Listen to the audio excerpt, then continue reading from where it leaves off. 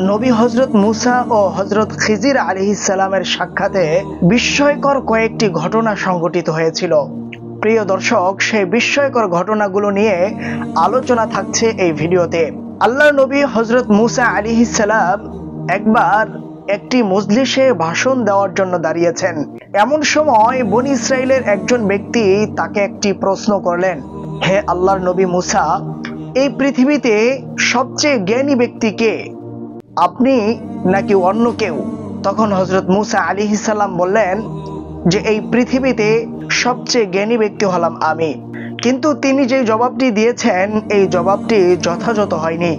তাই আল্লাহ তাআলা তার কাছে ওহী প্রেরণ করেছেন আর বলেছেন, হে মুসা, এই পৃথিবীতে সবচেয়ে জ্ঞানী ব্যক্তি তুমি নও, বরং তোমার চেয়েও অধিক জ্ঞানী ব্যক্তি এই পৃথিবীতে আছে।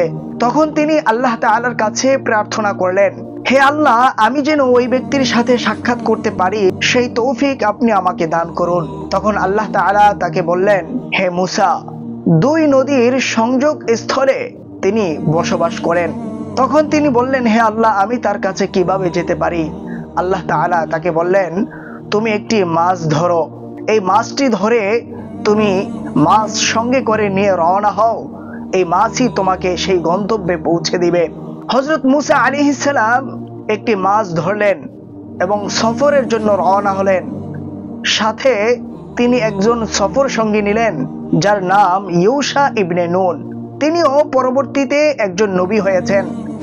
মুসা আলাইহিস সালাম তাকে সঙ্গে নিয়ে পথ অতিক্রম করতে শুরু করে দিলেন আর তিনি এই প্রতিজ্ঞা করেছেন, এই পথে যদি আমার বছরের পর বছরও লেগে যায় তবু আমি এই পথ অতিক্রম করে ওই জ্ঞানী ব্যক্তির কাছে যাব এবং তার থেকে আমি জ্ঞান আহরণ করব। আল্লাহর পয়গম্বর হযরত মুসা আলাইহিস সালাম সফর সঙ্গীকে সঙ্গে নিয়ে তিনি পথ অতিক্রম করতে শুরু করে দিলেন। সমুদ্র পথ অতিক্রম করতে করতে একটা পর্যায়ে তিনি কিছুটা ক্লান্ত অনুভব করলেন। তখন তিনি সমুদ্রের এক পাথরের পাহাড়ে তিনি অবস্থান করলেন, সেখানে কিছুক্ষণ বিশ্রাম নিলেন। তিনি যখন ঘুমিয়ে পড়লেন তখন ইউশা ইবনে নুন তিনি দেখতেছেন সমুদ্রের ঢেউয়ের পানি ওই মাছের উপরে পড়েছে আর ওই মাছ লাফ দিয়ে সমুদ্রের তলদেশে চলে গেছে। অতঃপর তিনিও বিশ্রাম নিলেন। এদিকে মুসা আলাইহিস সালাম কিছুক্ষণ পরে ঘুম থেকে জাগ্রত হলেন আর তার সফর সঙ্গীকে নিয়ে আবারও পথ চলতে শুরু করে দিলেন। কিছু দূর যাওয়ার পরে তিনি কিছুটা ক্লান্ত অনুভব করলেন আর তিনি তার সফর সঙ্গীকে বললেন, আমরা যে খাবার এনেছিলাম সেই খাবার দাও, সেই খাবার আমি খাবো। তখন তার সফর সঙ্গী ইউশা ইবনে নুন তিনি বলছেন যে, হে আল্লাহর নবী মুসা, সেই মাছ তো আমরা যেখানে প্রথমে বিশ্রাম নিয়েছিলাম সেখানে লাফ দিয়ে সমুদ্রের তলদেশে চলে গেছে। আল্লাহর নবী মুসা তখন বললেন যে সেটাই আমাদের গন্তব্যস্থল ছিল। তিনি তাকে সঙ্গে করে নিয়ে আবারও পিছন দিকে চলা শুরু করে দিলেন। আস্তে আস্তে সেই স্থান পর্যন্ত চলে আসলেন। এসে দেখলেন ওই মাছটা সমুদ্রের যে স্থান দিয়ে সমুদ্রের তলদেশে গিয়েছে সেই স্থানে একটি সুড়ঙ্গের মতো বড় রাস্তা তৈরি হয়ে আছে। হযরত মুসা আলাইহিস সালাম তিনি সেই রাস্তা দিয়ে চলতে শুরু করে দিলেন। কিছু দূর যাওয়ার পরে দেখতে পাইলেন একজন ব্যক্তি মাথায় রুমাল দিয়ে তিনি বসে আছেন। তিনি হলেন হযরত খিজির আলাইহিস সালাম। নবী মুসা তাকে সালাম দিলেন। তিনি সালামের উত্তর নিলেন এবং বললেন, আপনি কে? তখন মুসা আলাইহিস সালাম উত্তর দিলেন, আমি হলাম বনী ইসরাইলের নবী মুসা। তখন খিজির আলাইহিস সালাম তাকে প্রশ্ন করলেন, তুমি কেন এসেছো? মুসা আলাইহিস সালাম বললেন, আল্লাহ তাআলা আপনাকে যে বিশেষ জ্ঞান দান করেছেন সেই বিশেষ জ্ঞান অর্জন করার জন্য আমি আপনার নিকট এসেছি। তখন হযরত খিজির আলাইহিস সালাম তাকে বললেন যে, হে আল্লাহর নবী মুসা, সেই জ্ঞান হাসিল করার জন্য আপনি ধৈর্য ধারণ করতে পারবেন না। তখন মুসা আলাইহিস সালাম বলেছেন যে ইনশাআল্লাহ আপনি আমাকে ধৈর্যশীল পাবেন, আমি সেই জ্ঞান অর্জন করার জন্য ধৈর্য ধারণ করব। তখন খিজির আলাইহিস সালাম বললেন যে, হে আল্লাহর নবী মুসা, আপনাকে আল্লাহ তাআলা যেই জ্ঞান দান করেছেন সেই জ্ঞান আমাকে আল্লাহ দান করেন নাই, এবং আমাকে আল্লাহ তাআলা যেই জ্ঞান দান করেছেন সেই জ্ঞান আপনাকে দান করা হয়নি।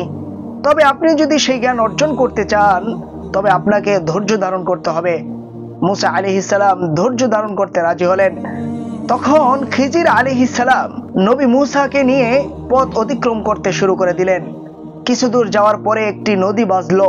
নদী পার হওয়ার জন্য তিনি একটি নৌকা ডাকলেন। নৌকার মাঝে এসে দেখলো হযরত খিজির আলাইহিস সালাম নদী পার হওয়ার জন্য তাকে ডাকছেন।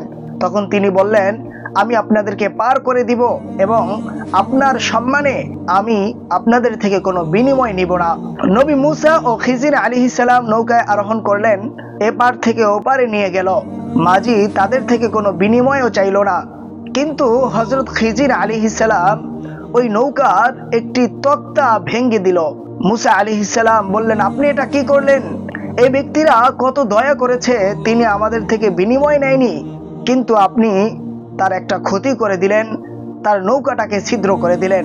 তখন খিজির আলাইহিস সালাম বললেন, আমি আপনাকে আগেই বলেছি আমাকে কোনো প্রশ্ন করতে পারবেন না। তখন মূসা আলাইহিস সালাম বলছেন যে আমার ভুল হয়ে গেছে, এমনটা আর হবে না।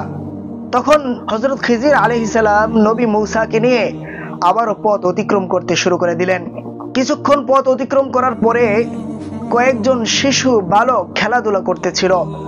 তার মধ্য থেকে একজন বালককে তিনি ডেকে আনলেন এবং তার গর্দান তার দেহ থেকে আলাদা করে ফেললেন, তাকে হত্যা করে ফেললেন। আল্লাহর নবী মূসা তিনি এবার বলতেছেন, আপনি এত গুরুতর একটি কাজ করে ফেললেন, একজন বালককে আপনি হত্যা করে ফেললেন, এটা তো কোনোভাবেই ভালো কাজ করলেন না, এটা তো আপনি নিতান্তই একটি খারাপ কাজ করে ফেললেন। তখন খিজির আলাইহিস সালাম তাকে বললেন, আমি তো বলেছিলাম যে আমার সাথে সফর করলে আপনি কোনো প্রশ্ন করতে পারবেন না, কিন্তু তবুও আপনি প্রশ্ন করে ফেলেছেন। মূসা আলাইহিস সালাম এবারও বললেন যে আমার ভুল হয়েছে, আমি আর প্রশ্ন করব না। অতঃপর তিনি নবী মূসাকে নিয়ে আবারও সফর করতে শুরু করে দিলেন। কিছু দূর পথ অতিক্রম করার পরে একটি জনপদে পৌঁছালেন। সেখানে গিয়ে তাদের কাছে খাবার চাইলেন, কিন্তু তারা কেউই তাদেরকে খাবার দিল না। কিন্তু সেই জনপদের বড় একটি দেয়াল সেটা ধসে পড়ছিল। এই অবস্থায় হযরত খিজির আলাইহিস সালাম সেই দেওয়ালটাকে মেরামত করে দিলেন। এবার মূসা আলাইহিস সালাম তাকে বললেন যে এই জনপদে আমরা খাবার চেয়েছি, কিন্তু তারা আমাদেরকে খাবার দেয়নি, অথচ আপনি তাদের উপকার করে দিলেন, আপনি তাদের ধসে পড়া দেওয়ালকে মেরামত করে দিলেন, এটা কেন করলেন? আমরা তো চাইলে তাদের থেকে বিনিময় নিতে পারতাম, যেহেতু প্রথমে খাবার চেয়েছি তা দেয়নি, কিন্তু কাজ করার বিনিময় তো আমরা নিতে পারি। তখন হযরত খিজির আলাইহিস সালাম তাকে বললেন যে আপনি বারবার প্রশ্ন করে ফেলেছেন, এখন আপনার সঙ্গে আমার সঙ্গে বিচ্ছেদ হয়ে যাবে, আর একসাথে চলা সম্ভব নয়। তবে যাওয়ার আগে আমি এ সকল ঘটনার তাৎপর্য, এ সকল ঘটনার ব্যাখ্যা আপনাকে বলে দেই। মূসা আলাইহিস সালাম এবার ব্যাখ্যা শুনবেন। তখন হযরত খিজির আলাইহিস সালাম বললেন, ওই যে নৌকা, যে নৌকা আমি ছিদ্র করে ফেলেছি, সেই নৌকাটি আমি এজন্য ছিদ্র করেছি যে ওই মহল্লায় একজন রাজা এসেছিল, যে নতুন এবং ভালো কিছু দেখলেই নিয়ে যেত। সে এই নদীর পারে কিছুক্ষণের মধ্যে আসবে, আর এসে যখন দেখবে এই ব্যক্তির নৌকাটা ভালো, কোনো ত্রুটি নেই, তখন সে এই নৌকাটা নিয়ে যাবে। এজন্য আমি তার নৌকা ছিদ্র করে দিলাম, যাতে করে সে ত্রুটি দেখবে এই নৌকায়, আর সে এই নৌকাটা ছিনিয়ে নেবে না। এজন্য আমি তার নৌকাকে ছিদ্র করে দিয়েছি। দ্বিতীয় যে ঘটনা, যে বালককে আমি হত্যা করেছি, ওই বালক যখন বড় হবে তখন সে তার মাতা পিতার অবাধ্য হবে এবং সে কুফরি করবে। শুধু তাই নয়, বরং সে তার মাতা পিতাকে এমন ভাবে কষ্ট দিবে যেটা তার মাতা পিতা সহ্য করতে পারবে না। এজন্য আমি তাকে হত্যা করে ফেলেছি। তবে আমি আশা রাখি আল্লাহ তাআলা এর বিনিময়ে তাদেরকে একটি নেক সন্তান, সুসন্তান দান করবেন, যেই সন্তানের দ্বারা তারা কোনো কষ্ট পাবে না, বরং সেই সন্তানের দ্বারা তারা অনেক উপকৃত হবে। আর তৃতীয় যে ঘটনা, যেই জনপদে আমাদেরকে কোনো খাবার দেওয়া হলো না, অথচ এখানে আমি দেয়াল মেরামত করে দিলাম। এই দেয়ালের নিচে দুই এতিম শিশুর জন্য তাদের পিতামাতা গুপ্তধন রেখে গেছে, আর তার পিতামাতা ছিল খুব ভালো মানুষ এবং নেককার।